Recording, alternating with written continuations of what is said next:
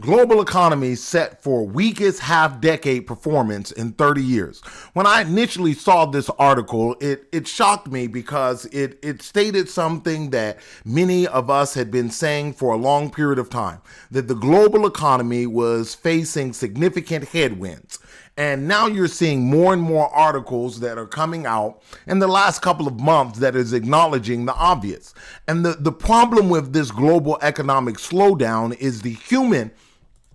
All of these articles are talking about the toll on the global economy and the GDP, but what they are missing is the human aspect, the human cost of what this global economic slowdown is. Because when the global economy slows down, the burden of it, the pain of it is not spread out equally through society.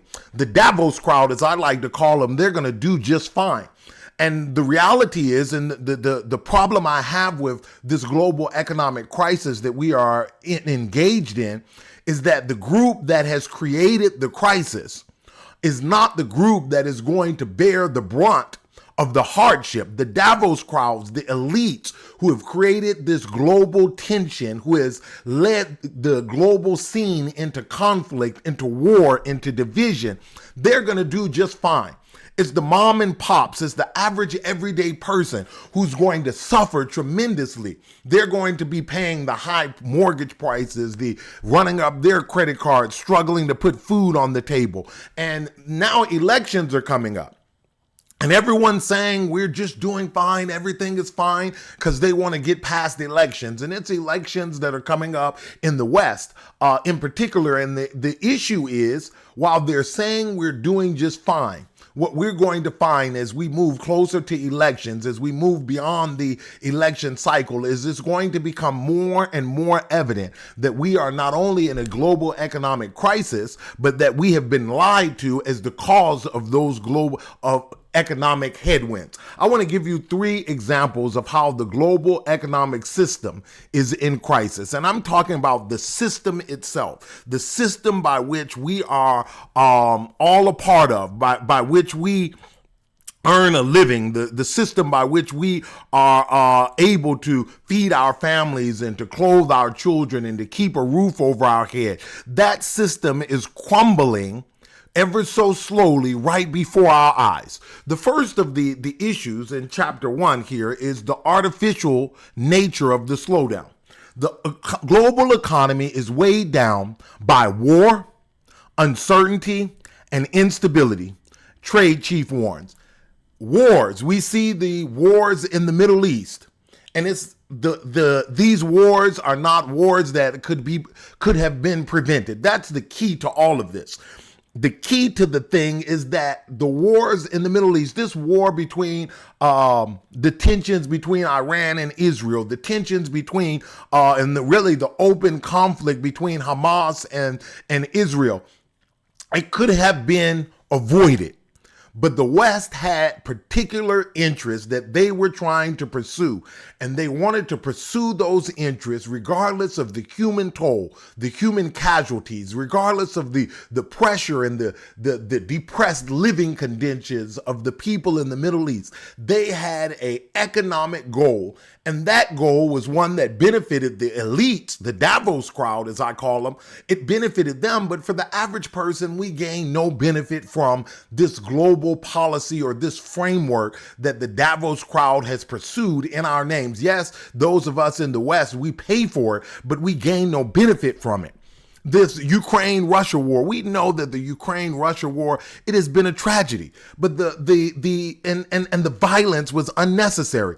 But the problem is it has reshaped the global economy. The global economy has been shifted because it's caused a false depression in the global development or in the global productive capacity of the world. U.S. and China trade divisions threaten a reversal for global economy. IMF official says, look at this. China is constantly being sanctioned, constantly being the bearing the brunt of export bans, constantly being targeted by they're the new boogeymen.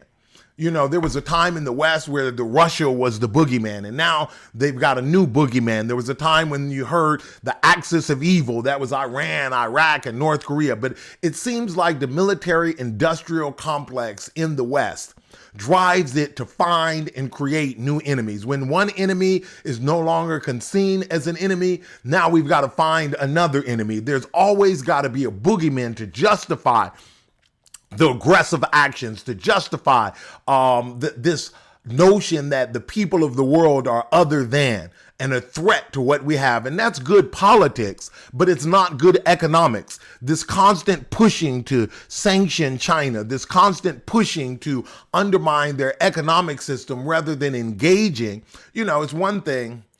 We hear a lot about the rules-based economic order, the rules-based system. And to be honest with you, the system was created by the West. And if it is a rules-based system, then you have to ask yourself, if we're playing a game and I create the rules, I should be able to do well in that game. I shouldn't then have to constantly change the rules every single week, every single opportunity, every year. When I find that I'm losing, I got to change the rules. What I should do is be able to compete on a level ground. We hear all the time about Western exceptionalism. Well, exceptionalism is not demonstrated by tariffs and trade barriers. It's not demonstrated by export bans and fear mongering. If you can compete and you are exceptional, you don't need to resort to these type of pressure tactics to gain an advantage in the global economic system and the system that you created. If divisions are not bridged, this is what the IMF says. The IMF estimates the economic cost to the world's GDP could be as high as 7% in extreme scenarios. Essentially what they're saying is that if things don't change with the way in which the West is engaging with the world on the trajectory that we are currently on, we could see a 7% decline in GDP. And that is startling, because that takes into consideration those nations that, in the developing world, they have higher GDP growth and GDP ratios. But in the industrialized world in the West, GDP coming down even a small percentage is a big thing for these economies. It's a big thing for families. It's a big thing for workers to have an economic slowdown. And the tragedy is that the slowdown is not because of some crisis like COVID. It's not because of some crisis like a earthquake or tornado or something has happened where a new technology is being disruptive in your industry. This is a purely political global economic crisis. U.S. sanctions firms in China, UAE, for support of Russia's war. Now, I don't condone the war. I'm not for the war. I'm against war in general. I'm not necessarily a pacifist, but I do believe that each country has security needs that must be met. And they should be met in a way that leads to negotiation, a way that leads to not the death of hundreds of thousands of people. It's a tragedy what is going on around the world with these conflicts. And the Western powers oftentimes had off-ramps. And that's what I hold them accountable. I don't say that they've created all of the conflicts in the world, but I do hold them responsible for not taking the off-ramps when they are presented to preserve human life, to maintain the quality of human life around the globe, the quality of economic production for the average person who is depending. And, there are a lot of people in the West that are hurting. And we never hear about that when we talk about all of the money that's going overseas, all of the billions and billions of dollars that are just flooded across the globe to promote the Davos crowd's economic interests and to use military force to engage in economic negotiations and pressure tactics. The average person doesn't benefit that. Even the soldiers who are being used as pawns in these games, they don't benefit. The people who benefit are in the boardrooms, in the C-suites. Look at this. The sanctions, this economic global slowdown, this artificial slowdown is the result of pressure tactics imposed by the West on the global South. Look at all of the sanction regimes that have gone on. And look at, my goodness, look at how many countries are facing sanctions or some type of economic manipulation. The oil industry is one of the most manipulated industries there is. There's nothing but sanctions and pressure tactics associated with who can sell oil, where they can sell oil. This is not a free market. We hear all the time about capitalism. Well, how can you have capitalism if you're constantly engaged in sanctions and bans and all of these other type of manipulations? It's all a farce. It's just chatter and talk. For the elites to try to get the masses to, it's kind of like throw the rock and hide your hand. While they're doing all of this sanctioning, they've sanctioned Iran's oil. They're sanctioning Syria. They're sanctioning the people in the Middle East who could produce oil are being prevented from bringing it to the marketplace. They're seizing tankers. They're sanctioning Russia oil. This constant movement towards sanctioning. And it does go on in other parts of the world too. I just read an article not too long ago about how there's sanctions between African countries that are also preventing oil from coming to the market. This false notion that manipulation of the system is a way to pressure individuals into doing what you want is Janet Yellen. Even Janet Yellen has had to come to the administration. They didn't listen to her. And she told them, hey, this sanctioning thing is not good for the economy and ultimately is not going to work to create the political objectives that the administrations in the West desire. Energy prices keep climbing in the EU. So you're sanctioning fuel because of politics. You're sanctioning fuel because of the conflicts that you are engaged in. But at the same time, the average person is suffering tremendously. Now, in the mansions in France, in the mansions in the UK, I don't think they're having any problem heating their mansions. They're not, the rich and the powerful are not having any problems in Germany heating their lofts and heating their homes, but it's the common worker. The average everyday person, the person who's suffering to make ends meet, who's working at the local grocery store, who's working on the production line, doing, double shifts to try to earn a little money to help pay their children's tuition, so that they can go to university, that they can get an education and have a better life. It's those people who are struggling to pay their utilities costs, these fabricated utility costs. This economic slowdown is man-made. Look at energy poverty in Europe. I like to show this chart from time to time because it reminds people that the basic necessities of life, the basic things that we need to survive, those who are in charge are not making an effort to ensure that the average person is able just to have the basics. When you look at the chart of energy poverty in Europe, the chart that shows where people can't stay warm, where they can't keep their children warm in their homes at night, it's amazing to think that these countries can muster up billions of dollars to send around the world. When you look at pensioner poverty, especially in the UK, it's startling to see how many people have worked their whole life and have gotten to a point in their life where they should be retiring. They should be sitting around the house enjoying the grandchildren and helping their children to bring about the next generation with good education. They should be sitting at home teaching their grandchildren their ABCs and taking them to the park and playing. But instead, they're at supermarkets welcoming people while they barely can stand up. They're stocking shelves at minimal paying jobs because that's all they can get. At the latter part of their life, they've got to stand at the door of a grocery store and greet other people as they come in to shop. And while they stand there, they think of all the bills, the prescription drugs that they can't afford, the heating of their home that they can't afford. They have to think of all that. And then they go home and they turn on the news and they see, to their dismay, their elected officials, the people who were supposed to represent them and look after them. They see these guys on TV talking about the billions of dollars of tax money that they're sending to promote wars around the world. The billions of dollars of tax money that they're sending to build foreign countries up and to create more military bases in places that those bases are unwanted. And they ask themselves, I'm 70 years old and just stood at a grocery store stocking shelves on my arthritic riddled feet and knees.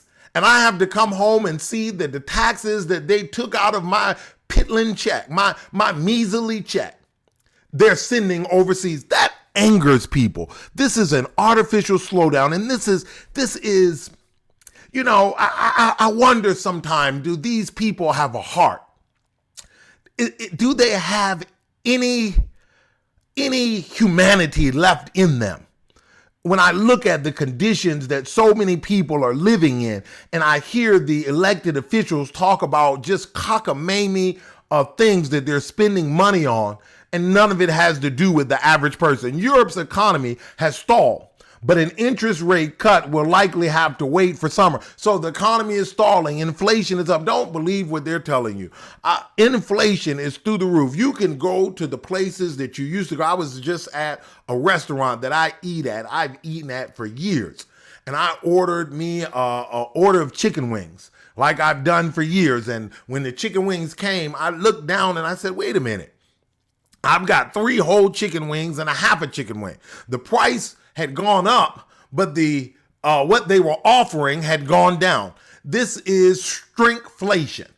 There's ways that the economy is trying to hold off on the brunt of it and make it seem like things are going well. So they just reduce the bag size is the same, but the number of chips in the bag is being reduced. You see the price of goods going up constantly. You see interest rates are still high. In the United States, we've got interest rates that are through the roof. If you want to buy a home, if you want to buy a car, the interest rates are soaring and the prices are equally high. And people aren't talking about it as much. I think people have just resigned themselves to the fact that food prices will just continuously go through the roof. But I mean, the cost of a carton of eggs, the cost of milk, the cost of orange juice. I wonder how it is that some people are surviving. And what it's doing is it's pushing more people in a situation where they need assistance. And we talk about cutting the safety net. Well, you don't have to have the safety net or talk about and debate about cutting the safety net and welfare and all of that if you would just stop artificially through these wars and these pressure tactics and by trying to promote the interest of a few against the interest of the many. If the elected officials cared more about the people than they cared about the Davos crowd, we would do just fine. We wouldn't need handouts. What we would ultimately be able to do is to earn a good living, take care of our families, and retire with a measure of decency and dignity. But that's not their goal. We looked at this at the end of last year.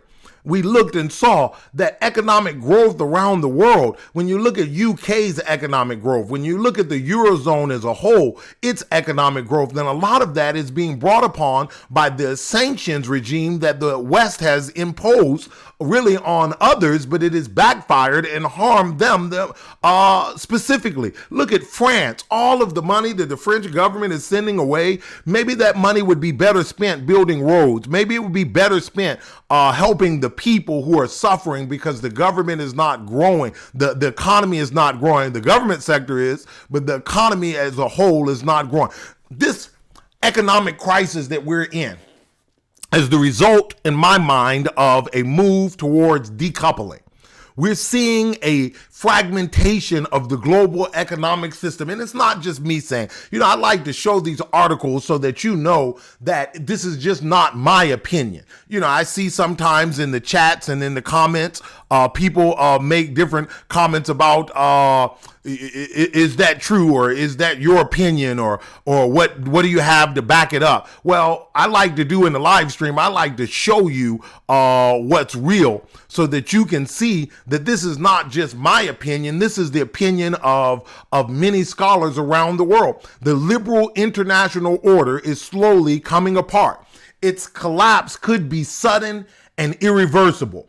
There's a point, a breaking point is what they're talking about, to where these sanctions and this polarization and this division. Well, first, let me back up. The pressure tactics is causing these countries to reorder and reorganize their economies to avoid the sanctions and pressure tactics by the West. As a result of this, what you're seeing is a decoupling, a reordering of the trade routes, the trade partners, the movement of goods and services around the world. And it's all false. It's all man-made. It's all a response. And this is what Yellen was trying to tell the administration, is that if you continue to pour on sanctions, tariffs, export bans, what they will do is reorganize their economies and create a situation where you've got a bipolar world, a world with two separate economic systems, two separate reserve currencies, two separate rule systems to govern, and yet there will be trade in between the two, but essentially, ultimately, everyone will be worse off than they would if we could operate under one system and maximize the strengths and benefits of each country's economy and drive down prices globally and spur development and growth globally. So that's what the scholars are saying. Biden cuts China off from more NVIDIA chips, expands curbs to other countries. So this notion that you can get ahead in technology through export bans is far-fetched. You've got to get ahead in the global economy by pushing your economics. You can't be in a capitalist system and believe that others will not respond. So what is China doing? China is going out. They're finding new partners. They're building up their own chip production capacity. And ultimately what will happen is China will be able to provide chips and provide technology to new markets just because of the bans. You ban so many countries, and those countries ultimately can come together, develop the technology, and then have an artificial market that would not have existed without the export bans and the pressure tactics. So all that the United States is doing is forcing China to innovate, to create new technology, and to do so at a cost that would have been cost prohibitive if there was an acceptable alternative. Let me pause. I want to explain this to you. See, because I think sometimes when we talk about it, it kind of can become elusive. If there was an open system, the cost of China creating these chips that they're trying and the technology would be prohibitive, because there would already be a vendor who could offer the technology at scale at a lower price. But by imposing the bans, you artificially create a new market. Even though the chips are not as good that China is producing right now, because there's no alternative, they are able to sell those chips and then use the proceeds from the sales to enhance their own R&D into chip manufacturing. And so not only are you creating an artificial market and losing market share for Western companies, but you're also ensuring that those Western companies will down the road have global competition in their arena. And so while this may be a short-term solution, over the long term, it is miserable. It is one of the most idiotic things a nation can do. The Economist, world's economic order is breaking down. And I want to read to you just a brief portion of this. I don't want to read the whole thing. I just want to start here at this second chapter. I think this is a great article if you have time to go out and read it. The proliferation of subsidies and sanctions is one of the most obvious signs of the unraveling of the international rules-based order. And when they say rules-based order, and this international rules-based order, it could have been a good thing. It could be a good thing.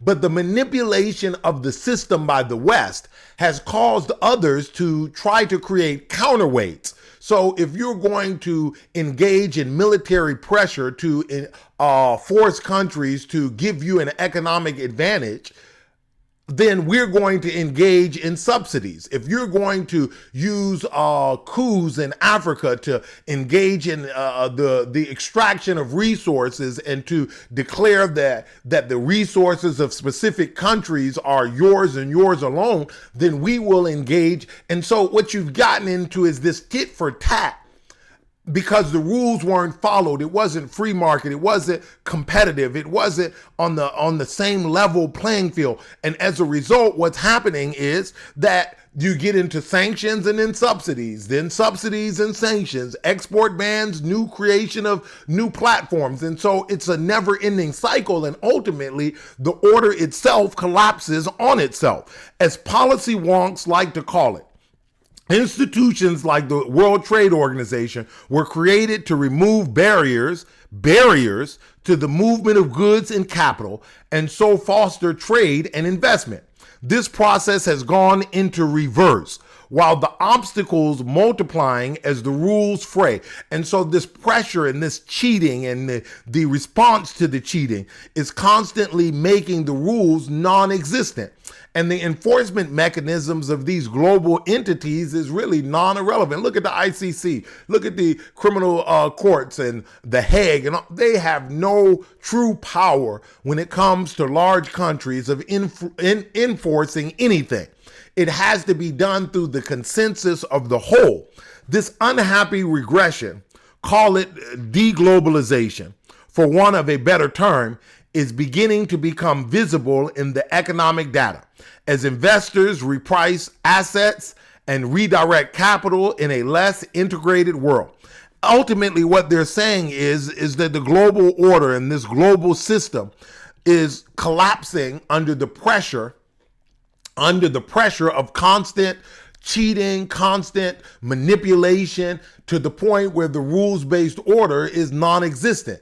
And that's what happens when one side tries to cheat and get away with it, or one side tries to change the rules to their advantage, or one side tries to manipulate the enforcement mechanisms to their advantage. Then the other side is going to do the same. Lavrov says Russia, China almost de-dollarized their trade. We see a decoupling of the international order, a breakdown of it. The dollar and de-dollarization it is a symptom of this decoupling. It is not the heart of the decoupling. It's a symptom of what is going on with the economic system. And I've talked about it in many of the broadcasts, and I encourage you to go back and look at some of the other broadcasts that we've done. And I encourage you, if you can, to like and follow the program so that we can, and share our content so that we can grow the platform, as well as sign up and become a member. The new Cold War. Don't think that I'm being hyperbolic. I don't want to go into chats and see people saying, "Oh, there's not going to be a new Cold War." Well, there is going to be a new Cold War, and it's not me saying it. It's what the what's being said by the leaders and the scholars around the world. Macron wants to open debate on European nuclear deterrent. As he gets tougher on Russia, French president urges discussion on idea of using France's nuclear warheads to defend the EU. Think about it. We are going back to a nuclear arms race. If that's not the beginning of a new Cold War, I don't know what is. The new Cold War. This is the Council of Foreign Relations. It's not me being hyperbolic. This is just what it is. Putin's invasion of Ukraine and partnership with G have forced the United States into a new Cold War. Can the United States gain victory this time? Look at this.